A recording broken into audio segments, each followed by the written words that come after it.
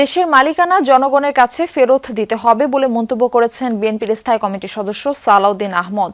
দুপুরে কক্সবাজার ১ চকরিয়া পেকুয়া আসনে প্রচারণায় যান তিনি।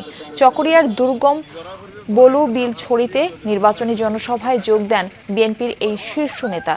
বলেন, আগামী নির্বাচন হবে বাংলাদেশের বাক বদলে নির্বাচন।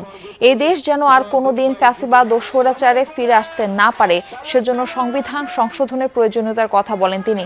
জান্নাতের বাহানায় কেউ ভোট চাইলে বিভ্রান্ত না হওয়ার আহ্বান জানান সালাউদ্দিন আহমদ। পাশাপাশি দেশের উন্নয়ন, নিরাপত্তা ও গণতন্ত্র শক্তিশালী করতে ধানের শীষে ভোট চান। এদেশে বহুদলীয় গণতন্ত্র প্রবর্তনের জন্য শহীদ রাষ্ট্রপতি জিয়াউর রহমান আগামী নির্বাচনে 12 ফেব্রুয়ারির জাতীয় সংসদ নির্বাচনে, যে নির্বাচন বাংলাদেশের ইতিহাসের সবচেয়ে গুরুত্বপূর্ণ নির্বাচন, সেই নির্বাচনে আমরা দেশের শক্তির পক্ষে থাকি। দলমত নির্বিশেষে সবাইকে আহ্বান জানাবো, আমরা দেশের গণতন্ত্রকে শক্তিশালী করার জন্য এইবার আপনারা ধানের শীষের পক্ষে একটি ভোট দেবেন।